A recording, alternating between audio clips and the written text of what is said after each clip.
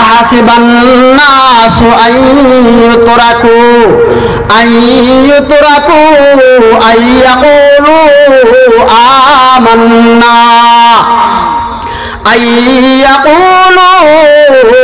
আমান্না ওয়া হুম লা ইফতানুন। আল্লাহ পাক রব্বুল আলামিন বলেন, মানুষ কি মনে করে, আহাসিবান নাস, মানুষ কি মনে করে, আইয়ুতরাকু আইয়াকুলু আমান্না, সে বলবে আমি ঈমানদার, আমি মুসলমান, আর আমি আল্লাহ পাক রব্বুল আলামিন তাকে অব্যাহতি দিয়ে দিব। আইয়ুতরাকু মানে হলো তাকে ছেড়ে দিব, আমি তাকে অব্যাহতি দিয়ে দিব। না না, আমি আল্লাহ পাক রব্বুল আলামিন মুখের জবানে মুখ দিয়ে যেই কথা স্বীকার করেছে, আমান্না, আমি ঈমানদার, আমি মুমিন, আমি মুসলমান, এই কথাটা আল্লাহ পাক রব্বুল আলামিন পরীক্ষা নেবেন। আল্লাহ পাক রব্বুল আলামিন বলেন, ওয়া হুম লা ইফতানুন। আল্লাহ পাক রব্বুল আলামিন বলেন, আমি অবশ্যই তাদেরকে পরীক্ষা করব, তাদের কথার কাজে মিল আছে কিনা। আমি আপনি বলছি, আমি আপনি বলি আমান্না, ঈমানদার, আমি আপনি বলি মুসলমান, কিন্তু আল্লাহ পাক রব্বুল আলামিন বলেন, ওরে দুনিয়ার বান্দা বান্দিরা শুনো, তোমরা শুধু মুখে জবান দ্বারা আমান্না বললেই হবে না, ঈমানদার দাবি করলেই হবে না। আমি আল্লাহ পাক রব্বুল আলামিন তোমাদেরকে পরীক্ষা নিব, পরীক্ষা, লা ইফতানুন। আমি আল্লাহ পাক রব্বুল আলামিন তাদেরকে যারা বলবে আমান্না, ঈমানদার, মুসলমান, ঈমানদার যারা বলবে তাদেরকে আমি আল্লাহ পাক রব্বুল আলামিন পরীক্ষা করব। কিসের জন্য পরীক্ষা করব? আল্লাহ পাক রব্বুল আলামিন সূরা মুলকের মধ্যে বলেন, আল্লাহ পাক রব্বুল আলামিন সূরা মুলকের মধ্যে এক আয়াতের মধ্যে বলেন, আমি মানুষের মৌত এবং হায়াত, জীবন, মৌত এবং জীবন, এই দুইটি আমি সৃষ্টি করেছি। আল্লাহ পাক রব্বুল আলামিন মৌত সৃষ্টি করেছেন, আল্লাহ পাক রব্বুল আলামিন জীবনও সৃষ্টি করেছেন। আল্লাহ পাক রব্বুল আলামিন কেন এই দুইটা সৃষ্টি করেছেন, মৌত এবং জীবন কেন সৃষ্টি করেন? আল্লাহ পাক রব্বুল আলামিন বলেন, লিয়াবলুয়াকুম আইয়ুকুম আহসানু আমালা। আমি আল্লাহ পাক রব্বুল আলামিন দেখব, আমি আল্লাহ পাক রব্বুল আলামিন দেখব, আমি তাকে দেখবো একটা জিনিস, সেই জিনিসটা হলো কে কর্মগত দিক দিয়ে ভালো কর্ম করে, সুবহানাল্লাহ, কে কতটুকু ভালো আমল করে, এটা আমি আল্লাহ পাক রব্বুল আলামিন দেখব। এই দেখাটার জন্যই আমি আল্লাহ পাক রব্বুল আলামিন দুনিয়াতে মানুষকে সৃষ্টি করে মৌত দিয়েছি, জীবনও দিয়েছি। এই মৌত এবং জীবন দেওয়ার মূল এই দুইটা জিনিসের উদ্দেশ্য হলো আমি আল্লাহ পাক রব্বুল আলামিন পরীক্ষা করব। পরীক্ষাটা হলো আল্লাহ পাক রব্বুল আলামিন দেখবেন কে কতটুকু ভালো কর্ম করে। তাহলে বুঝতে পারলাম আল্লাহ পাক রব্বুল আলামিন আমাদেরকে সৃষ্টি করেছেন, আমরা এক সময় আসি, এক সময় থাকবো না। আসার সিরিয়াল আছে, যাওয়ার সিরিয়াল নাই। তাহলে বুঝতে পারলাম এই দুনিয়াতে আল্লাহ পাক রব্বুল আলামিন মানুষকে সৃষ্টি করেছেন, মৌত দিয়েছেন, জীবন দিয়েছেন। এই দুইটার উদ্দেশ্য হলো আল্লাহ পাক রব্বুল আলামিন পরীক্ষা নেবেন।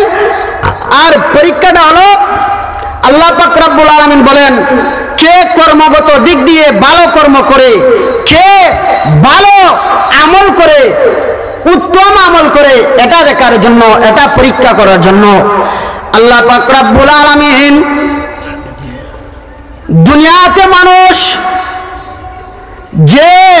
যে কাজই করুক, ভালো করুক, মন্দ আমল করুক, যে আমলটাই করবে আল্লাহ পাক রব্বুল আলামিন ফেরেশতাদের মাধ্যমে লিপিবদ্ধ করিয়ে নেন।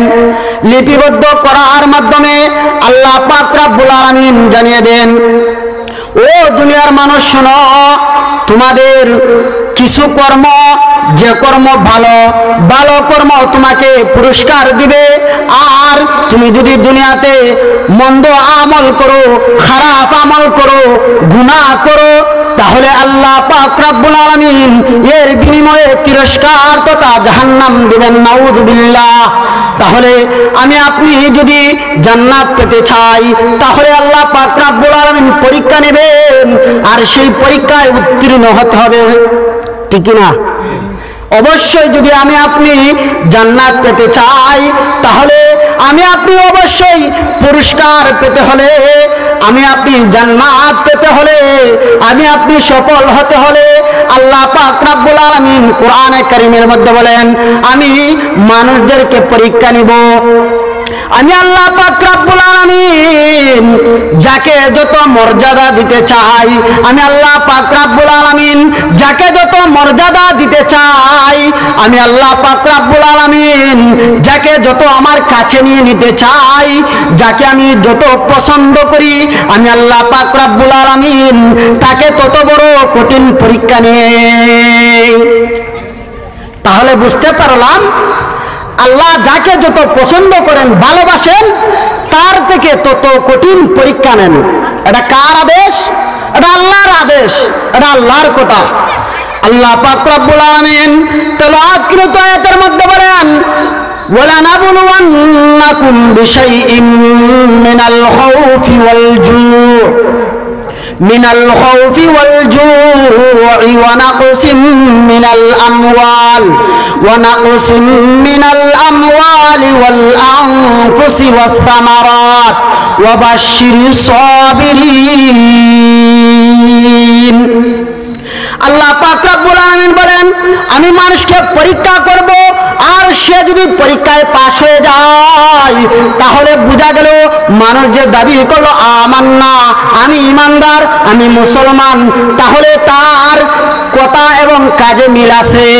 আমি যদি পরীক্ষায় তাকে টেস্ট করে যদি আমি দেখা যায় ওই বান্দা ওই বান্দিটা পরীক্ষায় উত্তীর্ণ হয়ে যায়, সফল হয়ে যায়, তাহলে বোঝা গেল ওই ব্যক্তিটা সফল হয়ে গেল, জান্নাতে যাওয়ার উপযুক্ত হয়ে গেল। আল্লাহ পাক রব্বুল আলামিন এই যে বললেন মানুষকে পরীক্ষার মাধ্যমে আল্লাহ পাক রব্বুল আলামিন ঈমানের পরীক্ষা নেবেন। ঈমানের পরীক্ষাটা কার কত বড় কঠিন ছিল একটু যদি আমরা তাকাই, একটু যদি আমরা দেখি, তাহলে দেখা যায় আমাদের পূর্ববর্তী যত সমস্ত নবী রাসূলগণ আসছেন, সমস্ত নবী রাসূলগণ নির্যাতিত হয়েছেন, নিপীড়িত হয়েছেন, কষ্টের বিনিময়ে আমাদেরকে ইসলাম দাওয়াত দিয়েছেন, ঠিক কি না?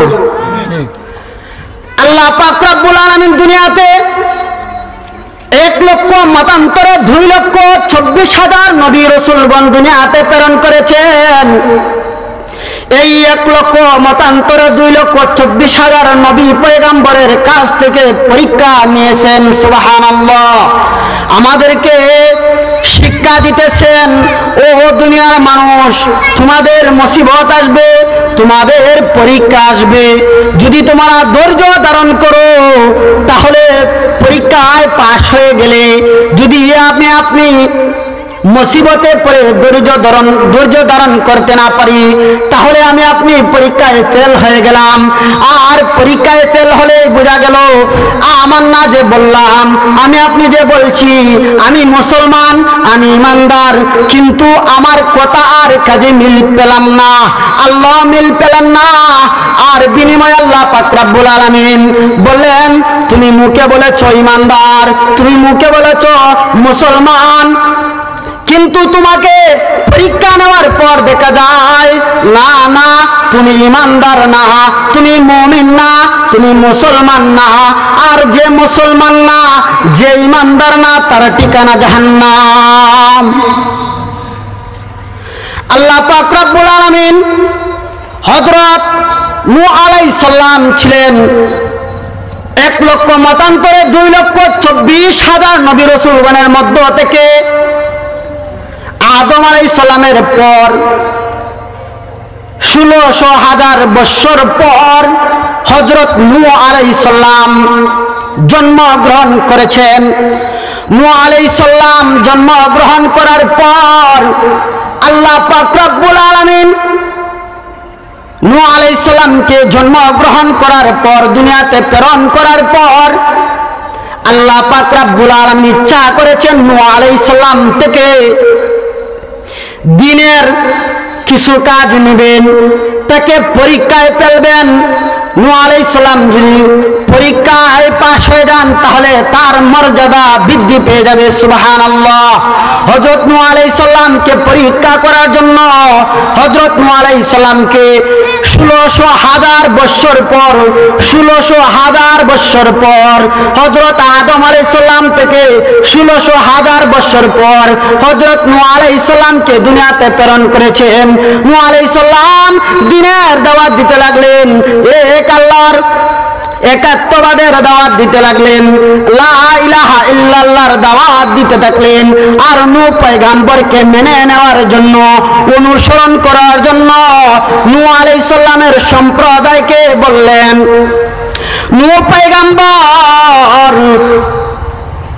তার সম্প্রদায়কে দাওয়াত দিতে দিতে দিন যায়, মাস যায়, বৎসর যায়, এভাবে দিনের দাওয়াত দিতেছেন, কিন্তু দাওয়াতে কোনো কাজে আসে না, কোনো কাজে আসে না। দাওয়াত তো কোনো মানুষ গ্রহণই করে না। শুধু গ্রহণ না, বরং হযরত নূহ আলাইহিস সালামকে এত নির্যাতন করত, এত নিপীড়ন করত। হযরত নূহ আলাইহিস সালামকে অত্যাচার করতে করতে, হযরত নূহ আলাইহিস সালামকে নির্যাতন করতে করতে নূহ আলাইহিস সালামের বাড়ির দরজার সামনে ফেলে আসতো।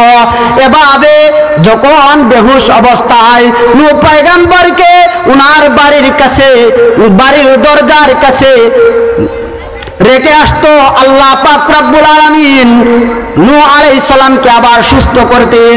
আবার নূহ আলাইহিস সালাম সম্প্রদায়ের নিকট যাইতেন, কওমের নিকট গিয়ে বলতেন, তোমরা আল্লাহকে মানো, তোমরা আমার অনুসরণ করো, তোমরা পাপাচার করো না, নিষিদ্ধ কাজ থেকে তোমরা বিরত থাকো।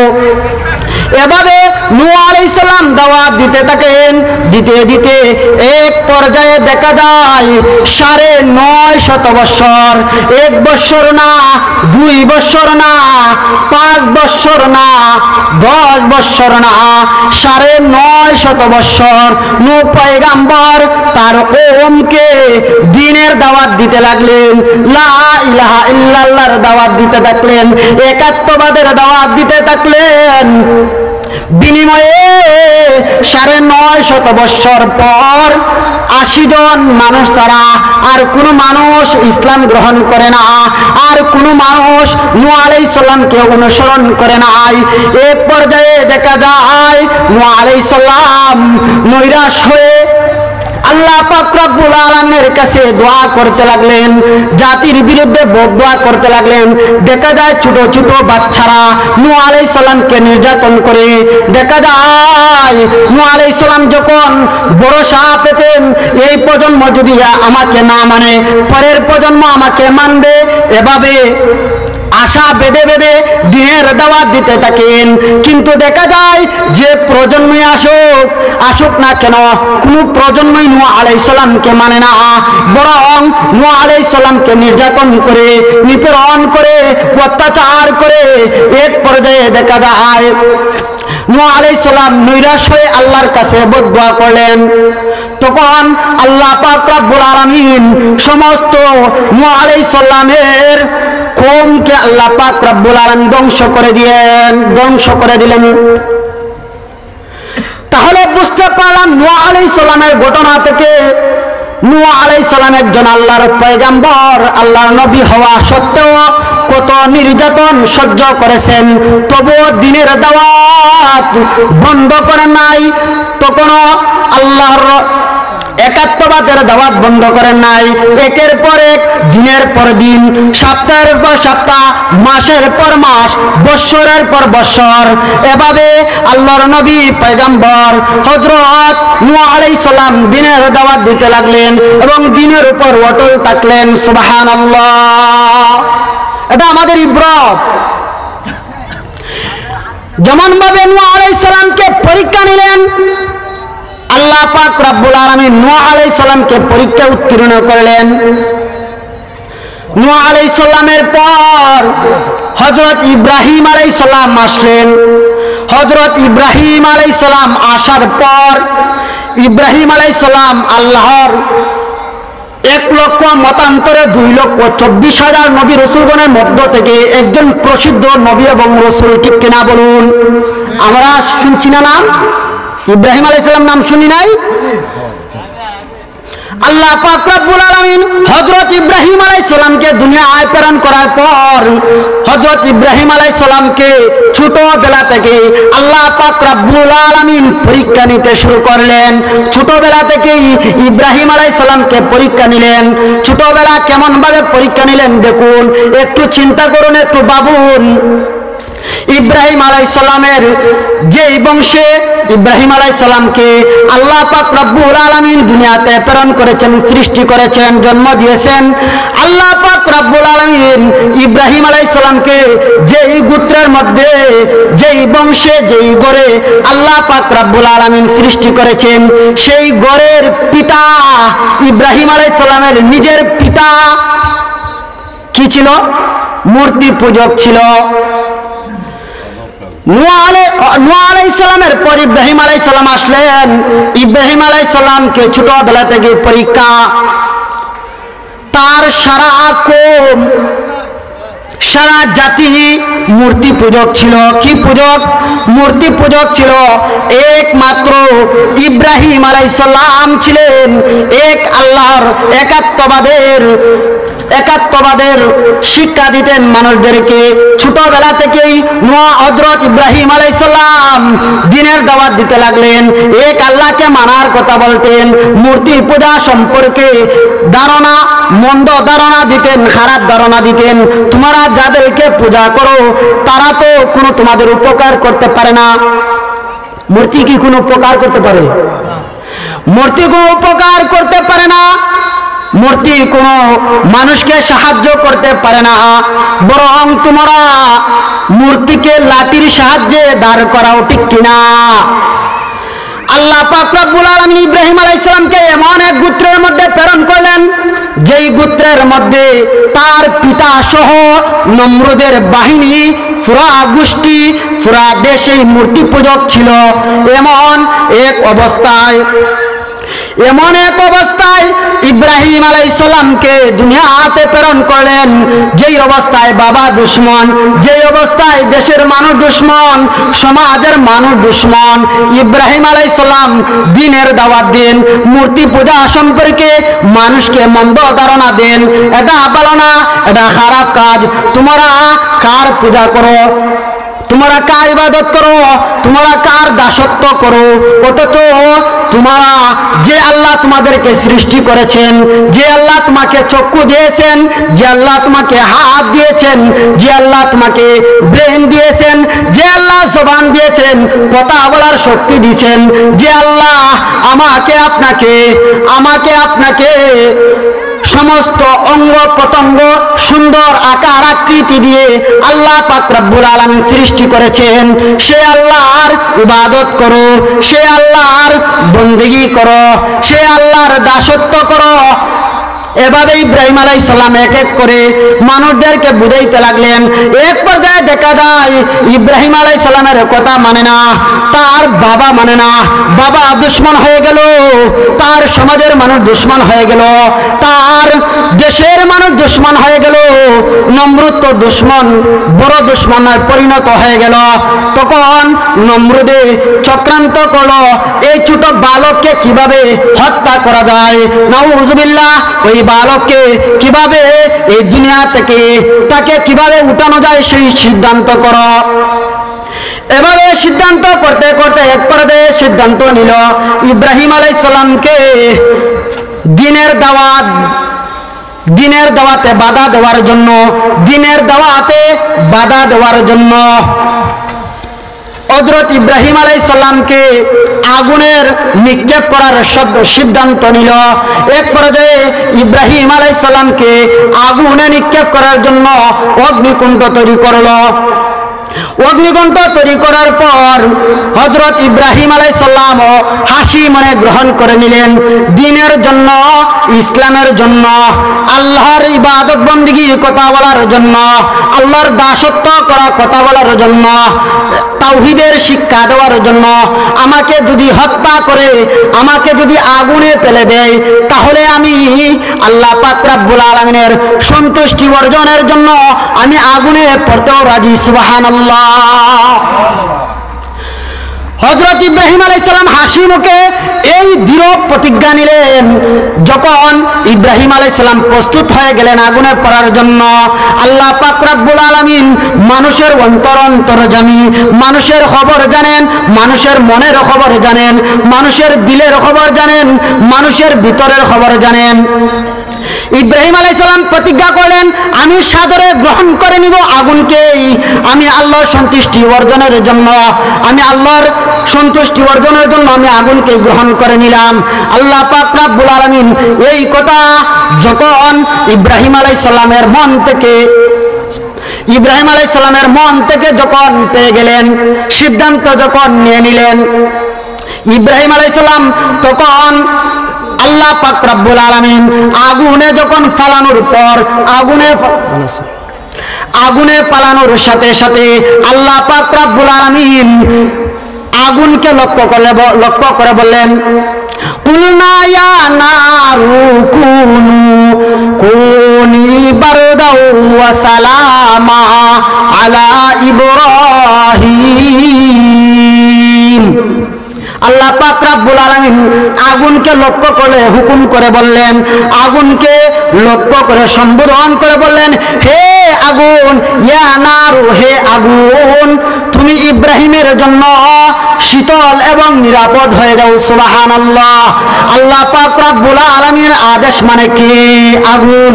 আল্লাহ পাক রব্বুল আলামিনের আদেশ মানে আগুন। আল্লাহ পাক রব্বুল আলামিনের আদেশ মানে বাতাস। আল্লাহ পাক রব্বুল আলামিনের আদেশ মানে ফেরেশতা। আল্লাহ পাক রব্বুল আলামিনের হুকুম আহকাম বিধিবিধান মানে গাছ গাছালি। কিন্তু একমাত্র মানুষই নিমক হারামি, একমাত্র মানুষই তারা আল্লাহ পাক রব্বুল আলামিনের হুকুম আহকাম মানতে রাজি না। আগুনকে অর্ডার করার সাথে সাথে আগুন ইব্রাহিম আলাইহিস সালামের জন্য শীতল এবং নিরাপদ হয়ে গেল। সুবহানাল্লাহ। ইব্রাহিম আলাইহিস সালাম পরীক্ষার পাশ হয়ে গেলেন। সুবহানাল্লাহ। আগুন থেকে বাঁচার পরপরই ইব্রাহিম আলাইহিস সালামকে আল্লাহ পাক রব্বুল আলামিন আবার আরেকটা পরীক্ষায় ফেলে দিলেন। ইব্রাহিম আলাইহিস সালামকে আল্লাহ পাক রব্বুল আলামিন উদ্দেশ্য করে বললেন, ও আমার খলিলুল্লাহ, ও আমার বন্ধু, ও আমার পয়গম্বর ইব্রাহিম, তুমি তোমার জন্মভূমি ছেড়ে সিরিয়ায় চলে যাও। ইব্রাহিম আলাইহিস সালাম আল্লাহ পাক রব্বুল আলামিনের আদেশ পাইয়া, আল্লাহ পাক রব্বুল আলামিনের হুকুম পাইয়া নিজের জন্মভূমি পিতা মাতা ছেড়ে দুনিয়ার সমাজের থেকে বিচ্ছিন্ন হয়ে এই জন্মভূমি ছেড়ে সিরিয়ায় চলে গেলেন। সিরিয়ায় যাওয়ার পথে বিবি বাচ্চা সহ সিরিয়ায় রওনা হয়ে গেলেন। সিরিয়ায় যাওয়ার পর আবার আল্লাহ পাক রব্বুল আলামিন বললেন, ও ইব্রাহিম, তুমি তোমার বিবি বাচ্চা রেখে তুমি আবার চলে যাও। এমন এক জঙ্গলের মধ্যে বিবি বাচ্চা রেখে আসলেন, যেখানে কোনো জনপদ নেই, যেখানে কোনো মানুষের আবাসস্থল নেই, যেখানে কোনো মানুষের চলাচল নেই, পশু পাখির চলাচল নেই, সমাজে কোনো বসবাস করার কোনো ব্যবস্থা ছিল না, খাবারের কোনো ব্যবস্থা ছিল না। এমন এক জায়গায় হযরত ইব্রাহিম আলাইহিস সালামের স্ত্রী হাজরা এবং ইসমাঈল আলাইহিস সালামকে রেখে আসলেন। ইব্রাহিম আলাইহিস সালাম রেখে আসার পর ইব্রাহিম আলাইহিস সালাম আল্লাহর কাছে রেখে গেলেন। আল্লাহর ভরসায়, আল্লাহর উপর আস্থা রেখে এমন এক জায়গায় রেখে আসলেন যেখানে মানুষের কোনো চলাচল নেই, মানুষ কোনো বসবাসের উপযুক্ত না, খাবারের কোনো ব্যবস্থা ছিল না, স্ত্রীও তেমন ছিল। আল্লাহর উপর ভরসা রাখলেন। আল্লাহ পাক রব্বুল আলামিন এক সময় এমন এক এমন এক জায়গায় পরিণত করে দিলেন। আল্লাহ পাক রব্বুল আলামিন এমন এক জায়গা পরিণত করে দিলেন, দুনিয়ার সমস্ত জায়গা থেকে শ্রেষ্ঠ জায়গায় পরিণত করলেন। সুবহানাল্লাহ। আজকে আমাদের বিভিন্ন দেশ থেকে, বিভিন্ন বিশ্বের মানুষ, মুসলমান, তারা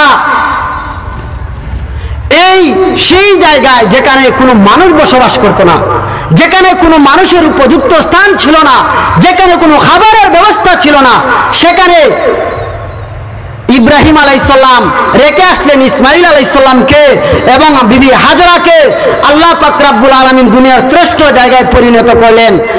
এক পর্যায়ে আল্লাহ পাক রব্বুল আলামিন এই পরীক্ষায় যখন দেখলেন ইব্রাহিম পাশ হয়ে গেলেন, ইব্রাহিম আলাইহিস সালাম এই দ্বিতীয় পরীক্ষায় পাশ হয়ে গেলেন, ইব্রাহিম আলাইহিস সালামকে তৃতীয় পরীক্ষায় আবার নিক্ষেপ করলেন। আল্লাহ পাক রব্বুল আলামিন বললেন, ও আমার খলিলুল্লাহ, ও আমার ইব্রাহিম আলাইহিস সালাম, ও আমার ইব্রাহিম,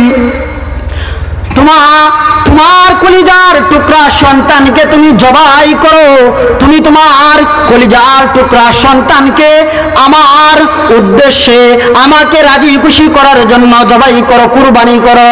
সুবহানাল্লাহ। হযরত ইব্রাহিম আলাইহিস সালাম এই তৃতীয় পরীক্ষার আদেশ পাওয়ার পরও ইব্রাহিম আলাইহিস সালাম খুশি মনে ইব্রাহিম আলাইহিস সালাম সন্তানের কাছে আসলেন, সন্তানকে বললেন, হে বৎস, হে আমার ছেলে, আমি স্বপ্নে দেখলাম আমি তোমাকে আল্লাহর হস্তে আল্লাহর রাহে জবাই করি।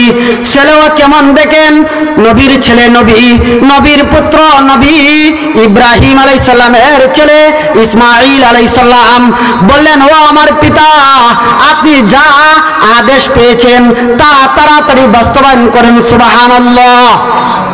ইব্রাহিম আলাইহিস সালাম এই কথা ছেলের কাছ থেকে পাওয়ার পর ইব্রাহিম আলাইহিস সালাম ছেলেকে কুরবানি করার জন্য নিয়ে যাইতেছেন। শয়তানে বাধা দিতেছে, কোনো বাধাই শয়তানের কোনো বাধাই মানেন নাই। কোনো বাধা শয়তান বাধা দেওয়ার পরও শয়তান বাধা দেওয়ার পরও ইব্রাহিম আলাইহিস সালামকে বিভ্রান্ত করতে পারে নাই। ইব্রাহিম আলাইহিস সালামকে যখন পারে নাই, সন্তানের কাছে আসে। সন্তানকে যখন ইবলিস শয়তান যখন সন্তানের কাছে ইসমাঈল আলাইহিস সালামের কাছে আসে, ইসমাঈল আলাইহিস সালামকেও ধোঁকা দিতে পারে না। তখন মায়ের কাছে শয়তান যায়, গিয়ে বলতেছে, তোমার সন্তানকে ইব্রাহিম জবাই করার জন্য নিয়ে যাইতেছে। স্ত্রীও কেমন দেখেন, ওই শয়তানের কথা প্রলোভন বুঝে ফেলছেন, কোনো কথাই বক্ষেপ করে নাই, কোনো কথাই শ্রবণ করেন নাই, শোনেন নাই। ইব্রাহিম আলাইহিস সালাম একেবারে দৃঢ় প্রতিজ্ঞা করে নিলেন, সন্তানকে শুয়ে দিলেন। শুয়ে যখন একনিষ্ঠ মনে ইব্রাহিম আলাইহিস সালাম ইসমাঈল আলাইহিস সালামকে গলার মধ্যে ছুরি লাগালেন। ছুরি লাগানোর সাথে সাথে আল্লাহ পাক রব্বুল আলামিন জিবরাইল আলাইহিস সালামকে বললেন, হে আমার জিবরাইল, তুমি যাও, আমার নবী পয়গম্বর হযরত ইব্রাহিম আলাইহিস সালাম পরীক্ষায় পাশ হয়ে গেছে। সুবহানাল্লাহ। আল্লাহ পাক রব্বুল আলামিনের আদেশে জিবরাইল আলাইহিস সালাম একটা দুম্বা, জান্নাতি দুম্বা নিয়ে এসে ছুরির তলে দিয়ে বলল, হে ইব্রাহিম, তুমি এটাকে জবাই করো। তুমি আল্লাহ পাক রব্বুল আলামিনের আদেশ মেনে নিয়েছো, তুমি আল্লাহ পাক রব্বুল আলামিনের যে হুকুম ছিল, বিধান ছিল, তোমাকে যে পরীক্ষা নিয়েছেন সেই পরীক্ষায় পাশ হয়ে গেছো। সুবহানাল্লাহ। এভাবে ইব্রাহিম আলাইহিস সালামকে পরীক্ষা নিয়েছেন, আমাদেরকে সান্ত্বনা দিতেছেন নবী আলাইহিস সালামের মাধ্যমে।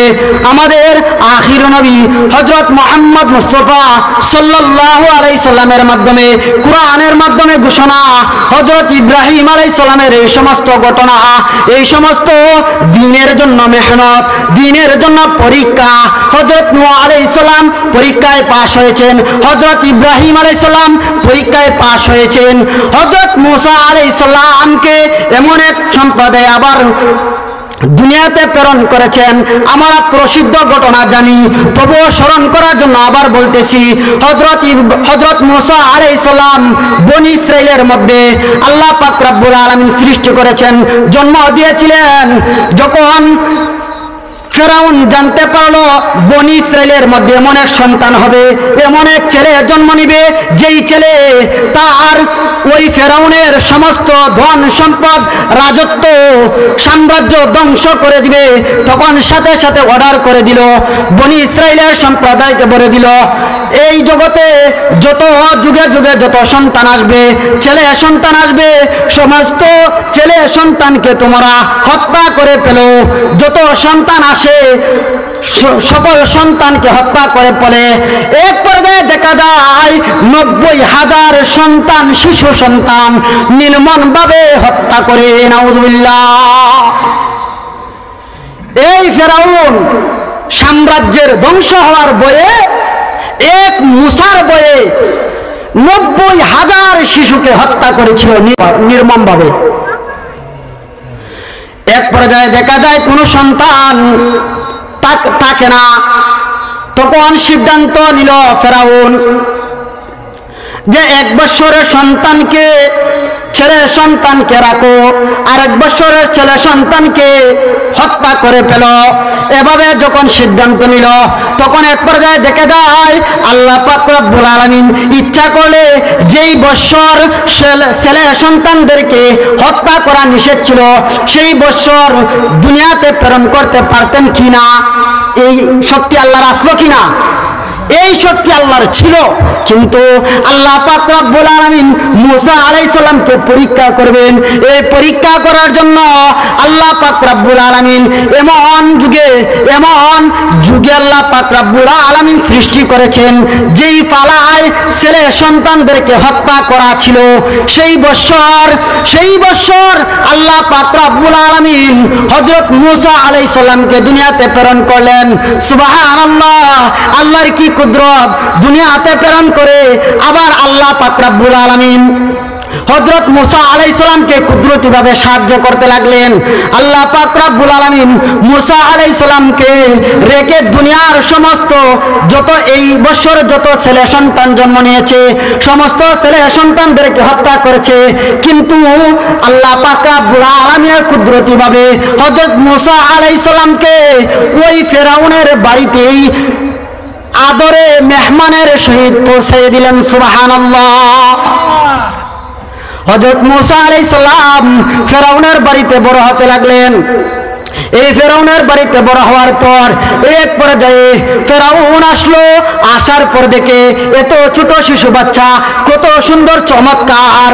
মুসা আলাইহিস সালামের গায়ে, মুসা আলাইহিস সালামের কপালে চুমো খাওয়ার জন্য ফেরাউন কাছে গেল।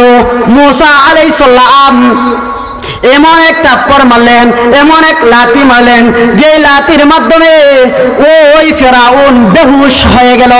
তখন বুঝতে পারলো এই সন্তান কোন সন্তান, সাধারণ সন্তান না। এই সন্তানটা অবশ্যই সে বহুত কুদরতিওয়ালা এবং বড় কোনো কিছু হতে পারে। অতএব এই সন্তানকে আমার বাড়িতে রাখা যাবে না। এক পর্যায়ে ফেরাউনের স্ত্রী এর মাধ্যমে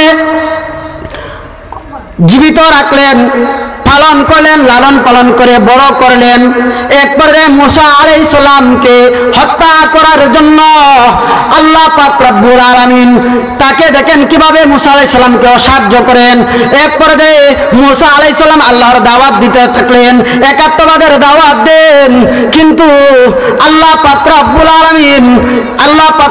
আলামিনের একাত্মবাদের দাওয়াত দিতে গিয়ে মুসা আলাইহিস সালামের দুশমন বনে গেল ফেরাউন।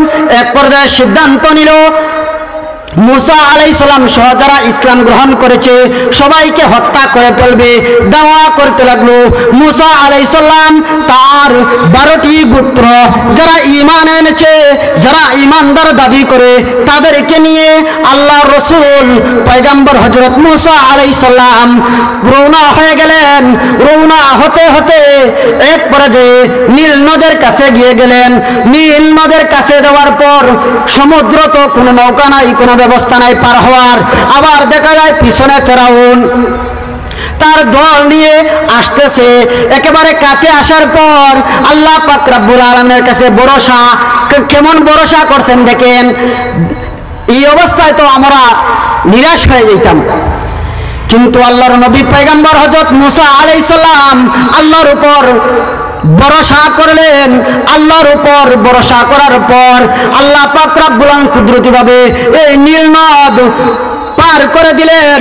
লাঠির আঘাতে 12টি রাস্তা হয়ে গেল। 12টি রাস্তা হওয়ার পর হযরত মুসা আলাইহিস সালাম তার সাথী সঙ্গীদেরকে নিয়ে চলে গেলেন। এভাবে আল্লাহ পাক রব্বুল আলামিন নির্যাতন নিপীড়ন করেছেন নবী রাসূলগণকে। হযরত আদম আলাইহিস সালাম থেকে নিয়ে হযরত আখির নবী তাজদারে মদিনা দুজাহানের বাদশা হযরত নবী করিম সাল্লাল্লাহু আলাইহি সাল্লাম পর্যন্ত। এখন আসেন আমাদের নবীর কেমন পরীক্ষা দেখেন। আমাদের নবী আখির নবী তাজদারে মদিনা দুজাহানের বাদশা দুনিয়াতে প্রেরণ করেন নাই, এখনো দুনিয়াতে আসেন নাই। মায়ের গর্ভে আসছেন, বাবা নাই। মায়ের গর্ভে আসছেন, বাবা হারা হয়ে গেছে। আমাদের নবীর কেমন পরীক্ষা নিছেন দেখেন। আখির নবীর কেমন পরীক্ষা নিছেন। 1 লক্ষ মতান্তরে 2 লক্ষ নবী রাসূলগণের মধ্য থেকে সমস্ত নবী রাসূলগণের মধ্যে যেই গুণ ছিল, একক সম্মান, একক মর্যাদা, একক গুণ আমাদের নবীর মধ্যে ছিল। সুবহানাল্লাহ। নবী রাসূলগণের মধ্যে সমস্ত নবী রাসূলগণের মধ্যে যে গুণ ছিল, মর্যাদা ছিল, এককভাবে আমাদের নবী আখির নবী দুজাহানের বাদশা নবী করিম সাল্লাল্লাহু আলাইহি সাল্লামের মধ্যে দিয়েছেন আল্লাহ। সুবহানাল্লাহ। সর্বকালের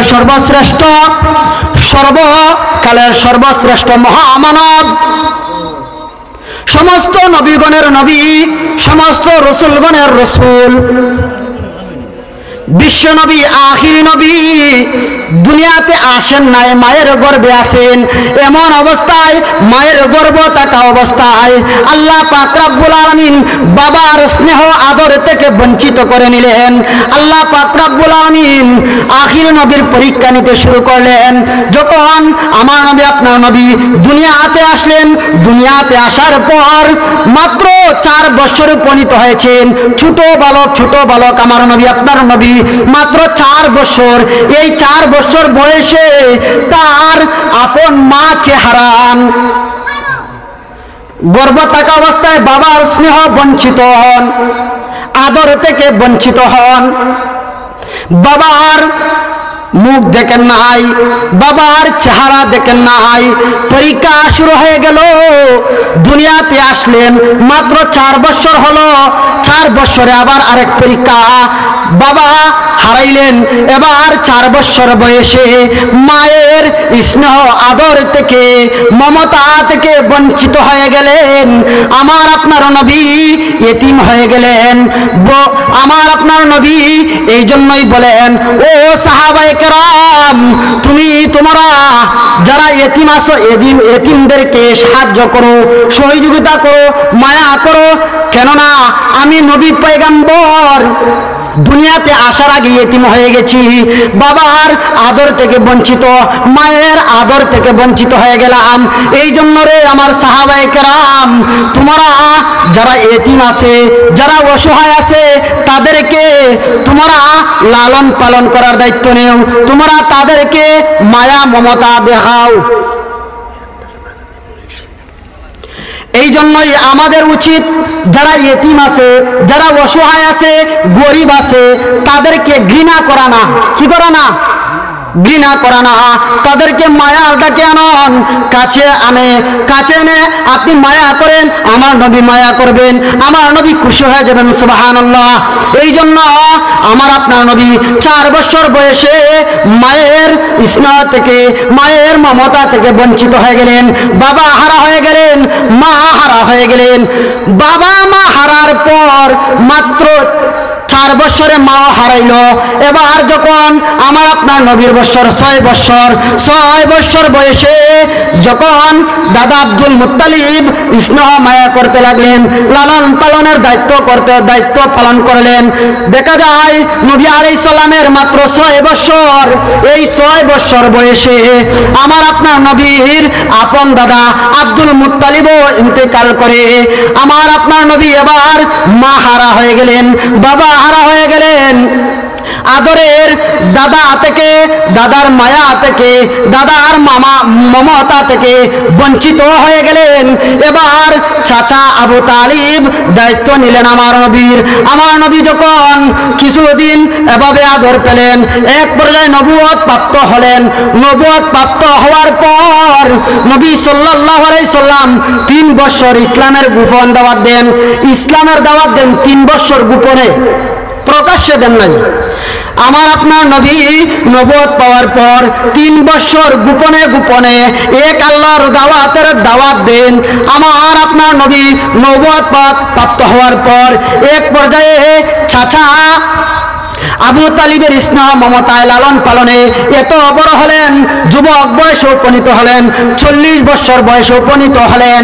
এক পর্যায়ে দেখা যায় নবী আলাইহিস সালাম ইসলামের দাওয়াত দেন, আর দেখা যায় 3 বছর গোপনে দেওয়ার পর এক পর্যায়ে প্রকাশ্যে দাওয়াত দেন।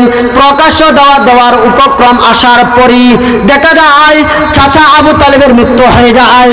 চাচা আবু তালিবের মৃত্যু হওয়ার পর কিছুদিন পর আপন স্ত্রী আম্মাজান খাদিজা রাদিয়াল্লাহু তাআলা আনহা ইন্তেকাল করেন। নবীজি আবার মা হারা হলেন, বাবা হারা হলেন, দাদা হারা হলেন, চাচা হারা হলেন, স্ত্রী হারা হলেন। স্ত্রী হারা হওয়ার পর নবীজি সাল্লাল্লাহু আলাইহি সাল্লামের সুখের ছায়া বয়ে আনলো।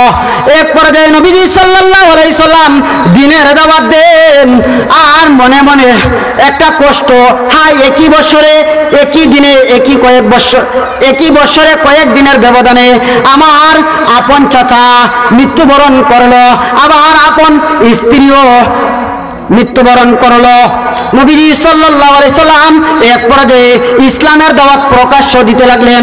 প্রকাশ্যে দেওয়ার পরই যেই মক্কার কাফেররা আলামিন বলে ডাকতো, বিশ্বাসী বলে ডাকতো, সেই মক্কার কাফেররা আমার আপনার নবীকে কষ্ট দিতে লাগলো, নির্যাতন করতে লাগলো।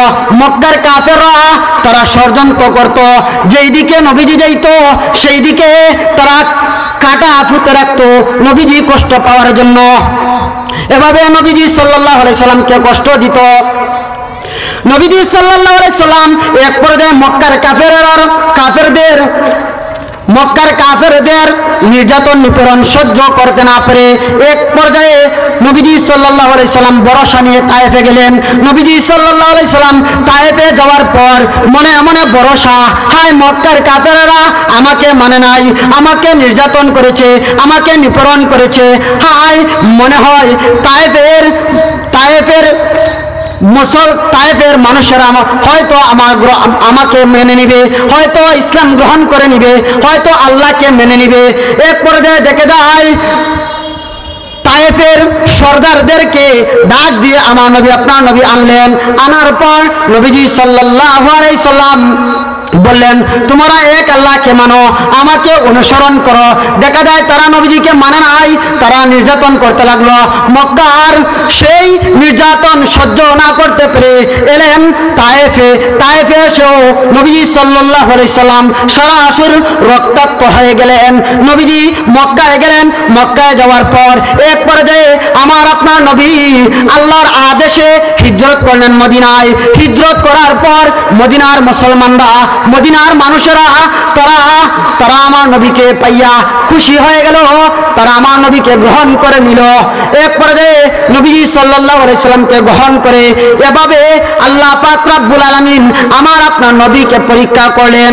এই জন্য আমার আপনার মর্যাদা বৃদ্ধি করার জন্য আমার আপনাকে আল্লাহ পাক রব্বুল আলামিন আমাকে আপনাকে অবশ্যই ঈমানের পরীক্ষা নেবেন, ঠিক কিনা? সমস্ত নবী রাসূলগণকে পরীক্ষা নিছেন। এটা আমাদের সান্ত্বনা। আমরা যখন পরীক্ষায় পেলি, আমরা যখন কোনো পরীক্ষায় পড়ি, যখন মুসিবতের পড়ি, তখন আমাদের ইবরত হাসিল হয় যে কোরআনের মধ্যে এটা আছে, আমার নবী এত কষ্ট করছেন, অবশ্যই আমাদেরকেও কষ্ট করতে হবে। পরীক্ষা 3 ভাবে, সংক্ষেপে পরীক্ষা 3 ভাবে নেবেন।